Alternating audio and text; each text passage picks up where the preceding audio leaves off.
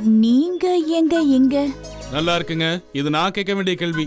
இது ஏன் வீடுங்க? என்னையும் என் அக்காவையும் சேர்த்து ஏத்துக்கிற ஒரு பொண்ணு கிடைச்சா நான் அந்த பொண்ணுக்கு கோயில் கட்டி கும்பிட்டு உள்ளங்கையில வச்சு தாங்குவேன். என்ன மன்னிச்சிருங்க. எதுக்குங்க? ஒரு ஆளை பத்தி எதுவும் தெரியாம அவரை பத்தி மோசமா நினைக்கிறது தப்புன்னு இப்போ தெரிஞ்சுக்கிட்டேன். பேசாம நீங்க கொஞ்ச நாளைக்கு எனக்கு ஒரு சப்போர்ட்டா என்னோட ஃபவுண்டேஷன்லயே நீங்க வேலை செய்யலாமே. நான் வேலைக்கு வரேன். என்னங்க உடனே சொல்லிட்டீங்க? யோசிக்கலையா? நல்ல விஷயத்த ரொம்ப நேரம் யோசிக்க கூடாது, உடனே ஒத்துக்கணும். ஓகேங்க, போலாங்களா? அந்த பணத்தை அவங்கிட்ட கொடுத்துருங்க. இந்த வீட்டில் வந்து அவன் செட்டில் ஆகட்டும், அப்புறம் பார்க்கலாம். நீங்க கொடுங்க, அவன் இங்க வருவான். அதெல்லாம் அவனை நம்ப முடியாது. முதல்ல அவன் வரட்டும். இப்ப நீங்க கொடுக்க போறீங்களா இல்லையா? முடியாது. நான் செத்தா கூட நீங்க இப்படிதாங்க இருப்பீங்க.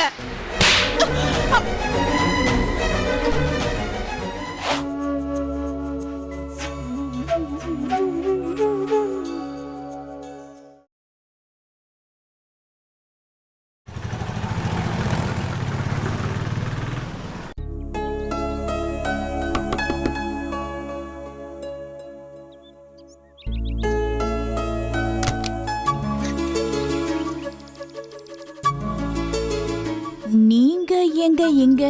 நல்லா இருக்குங்க. இது நான் கேட்க வேண்டிய கேள்வி. இது ஏன் வீடுங்க? நீங்க எப்படி இங்க? உங்க வீடா? இல்ல, கோகிலா இந்த வீட்டு அட்ரஸ கொடுத்து அவ வீடுன்னு சொல்லி என்ன வர சொன்னா. கோகிலா கொடுத்தாங்களா? அப்ப சரிங்க. அவங்க வேணும்னே தான் இந்த வீட்டு அட்ரஸ் கொடுத்துருப்பாங்க. நான் பொதுவா யாரையும் வீட்டுக்கு கூப்பிடுறது இல்லைல்ல, அதான் இந்த தண்டனை. சரி வாங்க. ஐயோ இல்லைங்க, பரவாயில்ல, நான் கிளம்புறேன். ஐயோ ஹலோ, நான் தண்டனைன்னு சொன்னது எனக்கு இல்லைங்க, உங்களுக்கு. வாங்க. இல்ல பரவாயில்லங்க, நான் ஐயோ கிளம்புறேன். நான் சும்மா விளையாட்டுக்கு சொன்னேங்க. உள்ள வாங்க ப்ளீஸ், கம். வாங்க உட்காருங்க. அக்கா, அக்கா. இவங்க ஆனந்தி, இது என் அக்கா. உட்காருங்க. நீங்களும் சேர் போட்டு உட்காருங்க.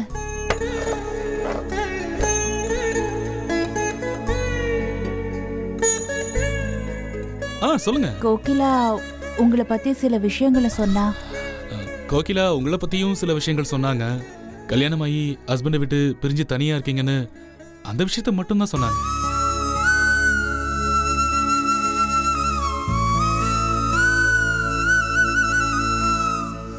நான் ரொம்ப சாதாரண நெசவாளர் குடும்பத்துல பிறந்தவ. 10வது வரைக்கும் தான் படிச்சேன்.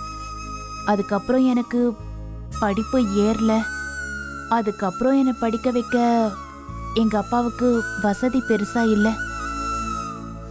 அதனால அதுக்கப்புறம் வீட்லயே இருந்து அப்பாவுக்கு தறி போடுறதுக்கு உதவியா இருந்தேன்.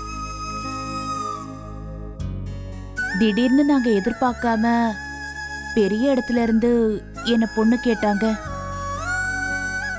ரொம்ப சந்தோஷமா இருந்தது எனக்கு. நிம்மதியான வசதியான வாழ்க்கைய வாழ போறோங்கிற கனவோட தான் நானும் அந்த வீட்டுக்குள்ள போனேன். ஆனா காலப்போக்குல பிரச்சனைகளோ பிரச்சனை. என் புருஷனுக்கு இன்னொரு பொண்ணு கூட தொடர்பு இருக்கு.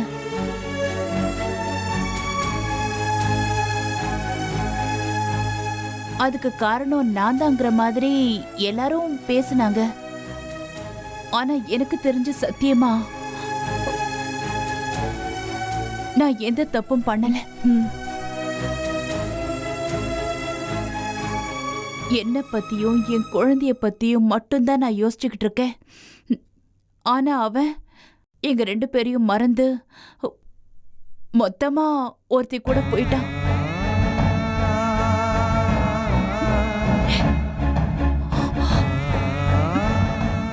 சரி, அழாதீங்க. இங்க பாருங்க ஆனந்தி, எல்லார் வாழ்க்கையிலயும் நிச்சயமா ஏதாவது ஒரு வகையில கஷ்டம் இருக்கதான் செய்யுது. ஆனா அந்த கஷ்டம் நிரந்தரம் கிடையாது, தெரியுமா? என் வாழ்க்கை எடுத்துக்கோ. நான் பல சங்கடமான சூழ்நிலையை தாண்டி தான் வந்திருக்கேன். அதனால எனக்கு நல்லதுதான் நடந்திருக்கு. நான் பட்ட கஷ்டங்களால என் தம்பி தங்கச்சிங்க ரொம்ப நல்லா இருக்காங்க.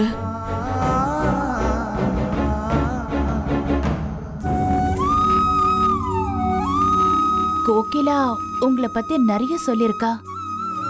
நீங்க கல்யாணம் பண்ணிக்காமலேயே உங்க தம்பி தங்கச்சிங்களுக்காக வாழ்ந்துகிட்டு இருக்கீங்கன்னு. நீங்க உங்களுக்குன்னு ஒரு வாழ்க்கையை அமைச்சுக்கிட்டு இவங்களுக்கு சப்போர்ட்டா இருந்திருக்கலாமே. இல்லம்மா, சொல்றது ரொம்ப ஈஸி. ஆனா நான் கல்யாணம் பண்ணிட்டு போற இடம் எப்படி இருக்குமோ, ஏன் புருஷன் இவங்களெல்லாம் நான் பாக்குற மாதிரியே குழந்தைங்க மாதிரி பாப்பாரா, இல்ல மாமனார் மாமியார் இவங்களெல்லாம் ஏத்துப்பாங்களா? அப்படி பல சிக்கல்கள் இருக்கு. நான் ஒருத்தி கல்யாணம் பண்ணிக்காம இருக்கிறத வச்சு என் கூட பிறந்த 4 பேரோட வாழ்க்கை நல்லா இருக்கணும்னா நான் இப்படியே இருக்கிறது தான் எனக்கு சரின்னு பட்டுச்சு. அதனாலதான் கடைசி வரைக்கும் இப்படியே இருந்துடலான்னு இருந்துட்டேன். இதுல எனக்கு எந்த ஒரு வருத்தமும் இல்ல. சொல்ல போனா சந்தோஷமா தான் இருக்கேன்.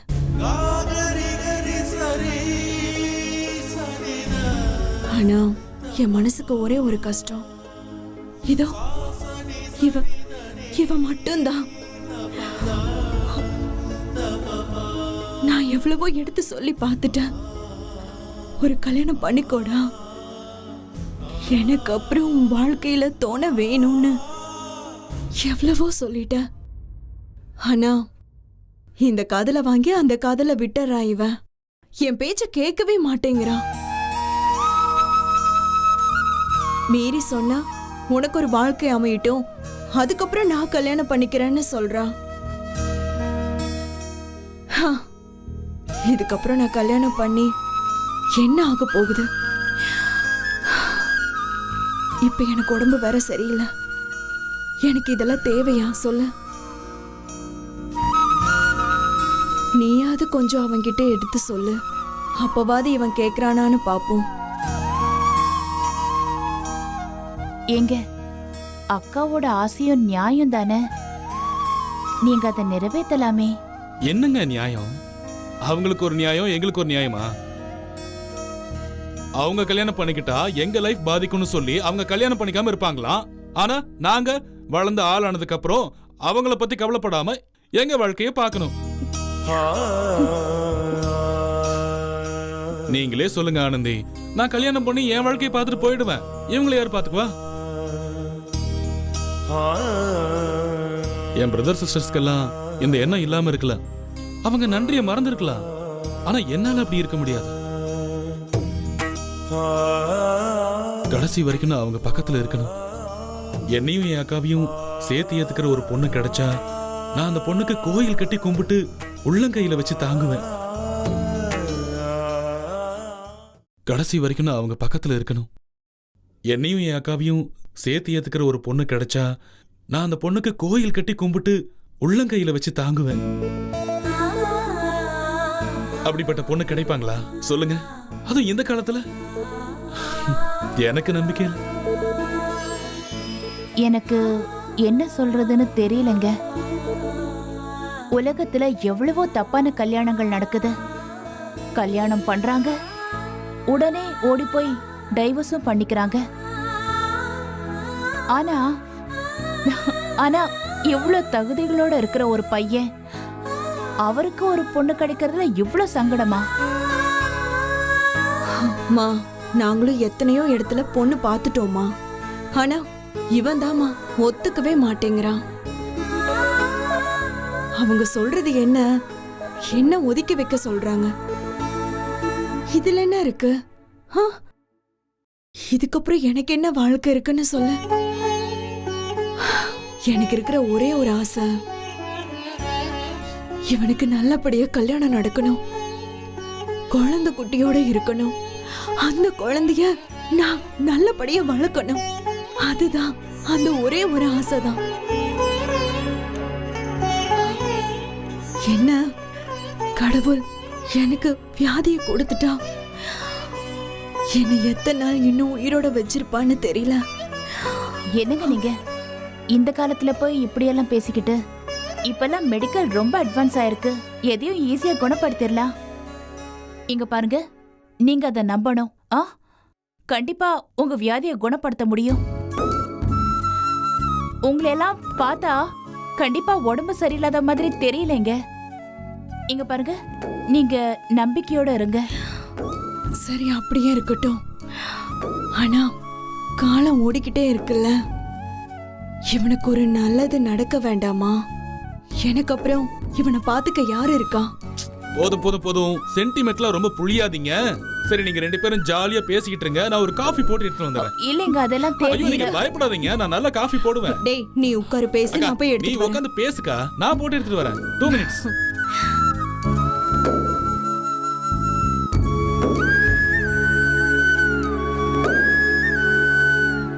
ஆனந்தி, குழந்தைக்கு என்ன வயசாகுது?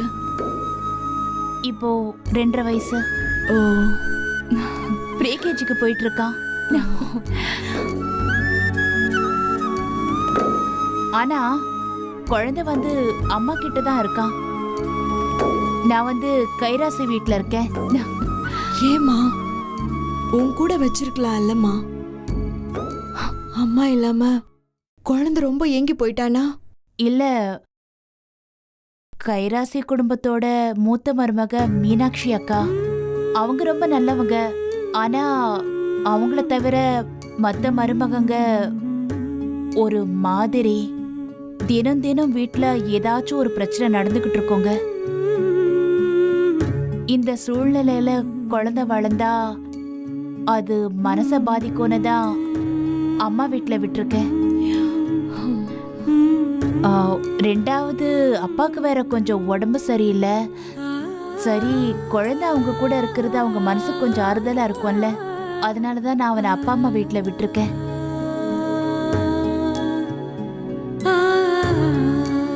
என்ன மறுபடியும் சைலண்ட் ஆயிட்டீங்க?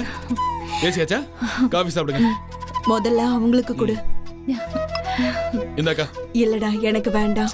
சாப்பிடுக்கா, எப்பயாவது தான் சாப்பிடுற, எடுத்துக்க.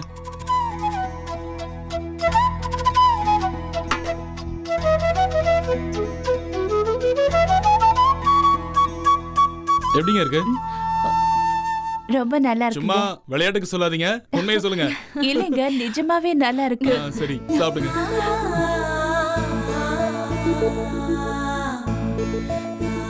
கொடுக்க.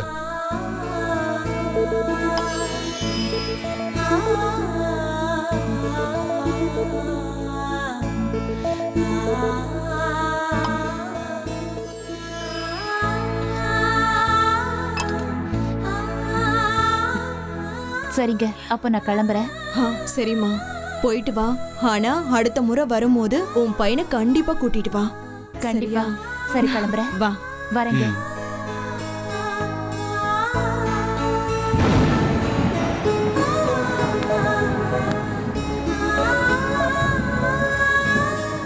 ரொம்ப சந்தோஷங்க உங்களை பார்த்ததுல. உங்களை பார்த்ததுக்கு அப்புறம் என் வாழ்க்கையில ஏதோ ஒரு பெரிய தன்னம்பிக்கையும் புத்துணர்ச்சியும் வந்த மாதிரி இருக்கு. ரொம்ப சந்தோஷங்க. கவலைப்படாதம்மா, இனிமே உன் வாழ்க்கையில எல்லாம் நல்லபடியா நடக்கும். எதை பத்தியும் கவலைப்படாத.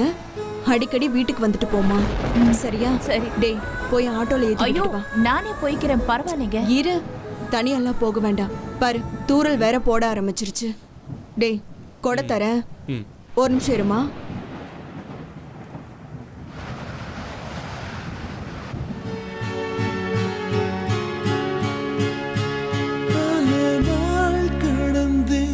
எங்கள் வானவில்லை காணவில்லை, என்ன காரணமோ சொல்ல தோன்றவில்லை, கிள்ளிக்கொண்டோம்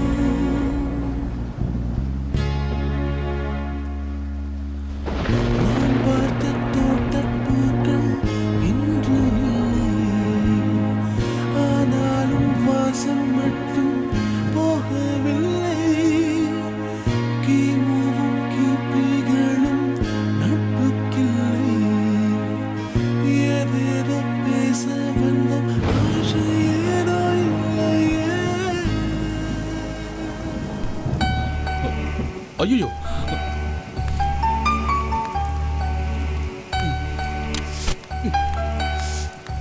பாத்தீங்களா? சொன்ன மாதிரியே மழை வந்துருச்சு. போலாங்களா? என்ன?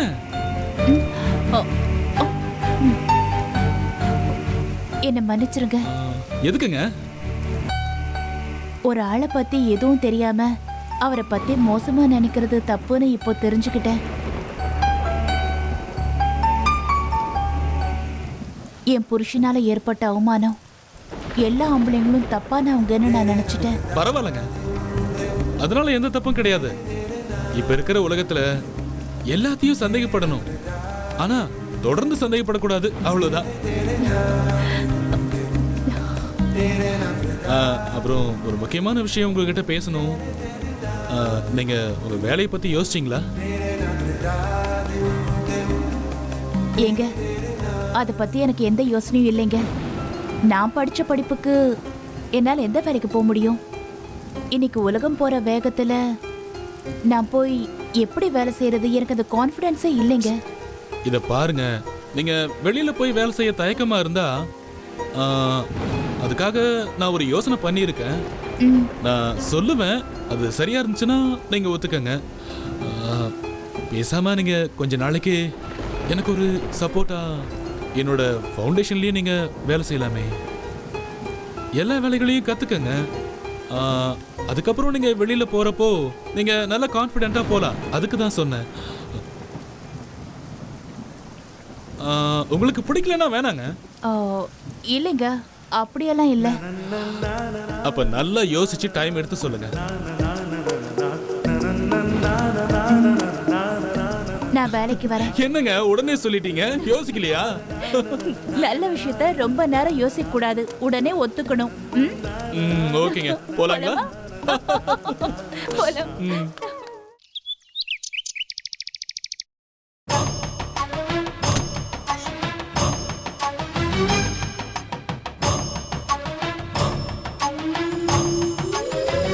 என்ன லக்ஷ்மி, உடம்பு சரியில்லையா? உன்னதான் கேக்குற, என்ன பிரச்சனை?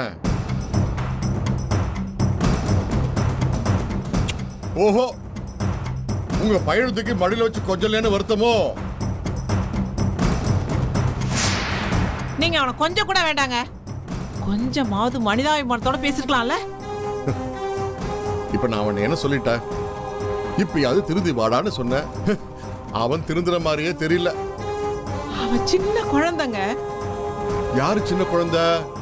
இவரா? 28 வயசாகுது, இன்னும் சின்ன பையன். மத்த விஷயங்கள் நல்லா பேச தெரியுது. நான் அந்த வீட்டுக்கு போனப்போ அவன் என்ன பேச்சு பேசுறான் தெரியுமா? அதுக்காக செத்து போறேன்னு சொல்ற பிள்ளைய அப்படி அங்க திட்டுவீங்க? யார் சாகிறது? இவனா? அவன் அப்படிப்பட்ட ரோஷக்காரன் இருந்தா என்னைக்கோ செத்து போயிருப்பான்.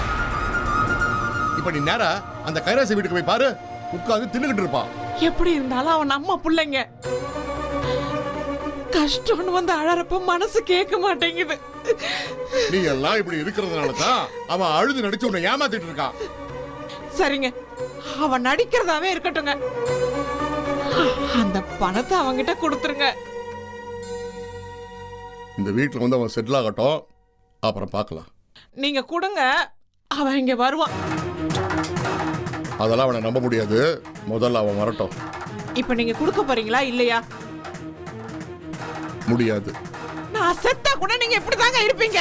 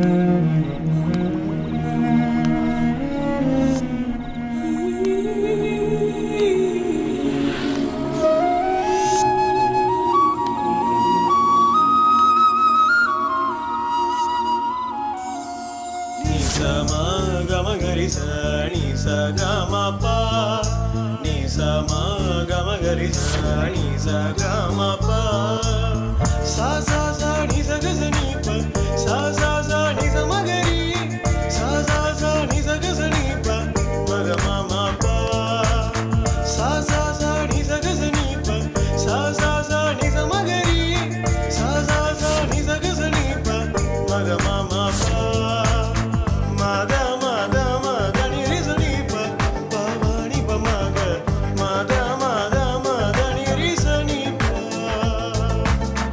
ma ga ma ni ri sa ni pa pa ma ni pa ma ga ma ga ni ri sa ni pa. நீங்க நினைச்சா சாதிக்க முடியும். உங்களால பல பேரை வாழ வைக்க முடியும்.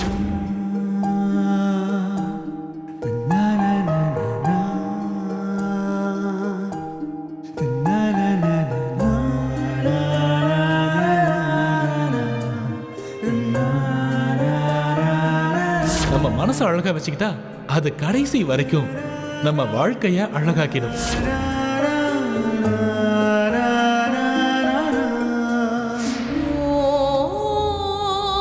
பணத்துக்காக மட்டும் நான் அவ கூட வாழ போல. உன்னை எனக்கு சுத்தமா பிடிக்கும். ஓம் மூஞ்ச பார்த்தாலே எரிச்சலா இருக்கு. நீங்க எதை நினைச்சும் வருத்தப்படாம வாழ்க்கையில எப்படி முன்னேறணும் சாதிக்கணும்னு மட்டும் யோசிங்க. Sama gama gari sa ni sa gama pa ni sama gama gari sa ni sa gama pa